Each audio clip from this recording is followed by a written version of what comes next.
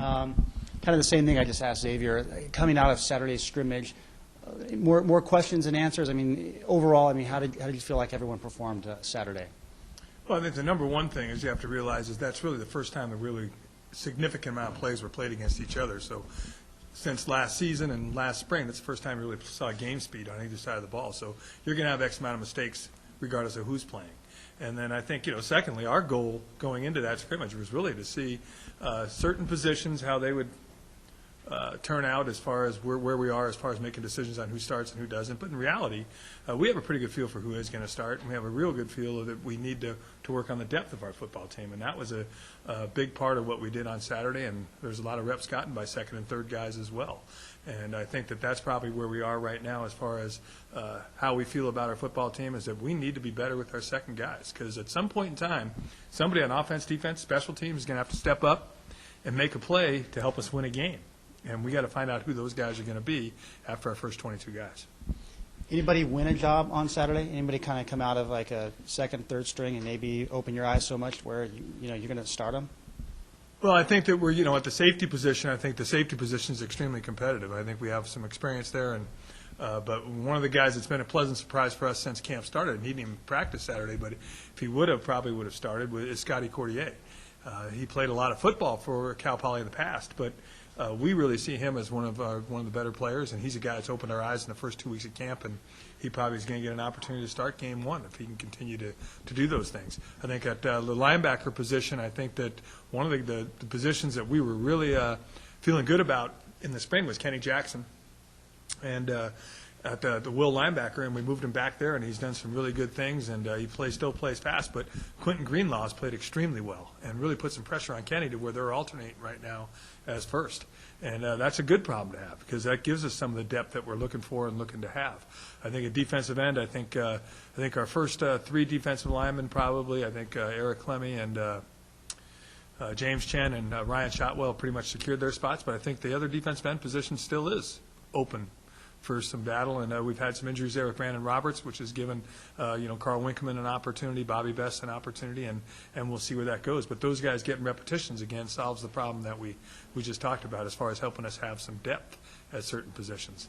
I think offensively, wide receiver, I think DJ Johnson's an outstanding football player, but right now we know we probably aren't going to have him for the first two games, so therefore we got to find out who the next four are, or the next five, and those guys are competing as well as anybody. And one of the guys that's really made a huge step from spring to now is Ryan Taylor.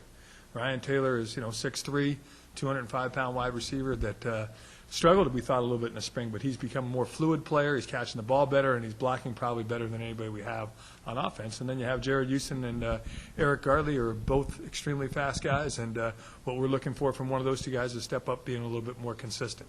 And then I think everybody wants to talk about the quarterback situation. And, Tony Smith has had 14 excellent practices. And, and he did some really good things Saturday and did some things that we wish he would have done better. But he in no way played himself out of being that guy right now.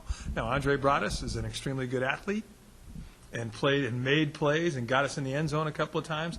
And those are the kind of things that we do see from Andre. So if we were struggling on offense, the opportunity to put Andre in a game and maybe, make a change like the old six-man guy in basketball. John Havlicek didn't start all the games for the Celtics during those runs, but he contributed heavily. Well, Andre might be a guy that might get those opportunities to be a spark for us in certain situations. But I will say again that I'm pretty much a guy that says, if you're my quarterback, and you're going to have to play yourself out of the job. And my last question, now with the scrimmages behind you, is it all about Sacramento State right now, or are you still doing some general things this week and maybe Sac State next week? What's kind of the game plan moving forward? Well, defensively, from a defensive standpoint, Xavier kind of hit it on the head. We can kind of start honing in on Sacramento State a little bit. But offensively, we've never seen them defend the option. So we really have no idea what they're going to do defensively. So we'll continue to refine ourselves and make sure we're ready for whatever they throw at us as far as having the game plan that we need to have. Now, we'll have some ideas. But offensively, it's still just refining what you do, and it's the repetition of doing it and doing it against as many looks as you can possibly give your offense that allows you to be good at what you're doing in this particular offense. I think the kicking game, I think right now it's still going to be on the consistency of the kicking game, the individual technique of the kicking game. And I'm a real big believer that you do have scouting reports and those things, but effort, determination, desire, and those things make your kicking game a great kicking game. Tim, is based on what you learn and what you know and what you and Xavier said, is one full contact, full tilt scrimmage enough going into week one? We can talk even that. Coaches, media and coaches, probably athletic departments in general, probably every sport, and football is no different other than the fact that it's so physical. It's a fine line on how much you really wanted to have ones versus play against ones.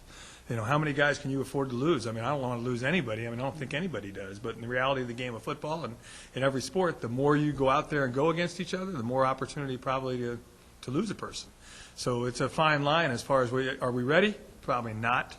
Will we be ready? Hopefully so. And I think that first game it's a huge learning game for everybody. I mean, that first game you go out there and regardless of how much you go ones versus ones and live tackling and all those live repetitions that you want to get, that first game, the first series, it's an eye-opener a little bit. Everybody's going to play faster on game night. And we just hope that our guys are ready. And I think the other thing you have to look upon is experience.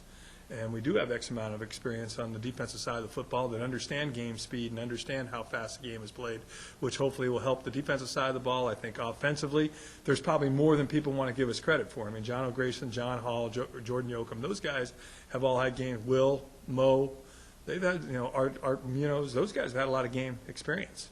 So really, the guys that really need the game experience are the guys behind them because they've had almost zero. So that was kind of the emphasis Saturday, and if we do any more of it, that will probably be the emphasis. So we'll still do 10 minutes of some type of ones versus ones during the next 2 weeks, but it just won't be live to the ground. But the speed of the game thing, the players will still have the opportunity to see 10 minutes a day. In the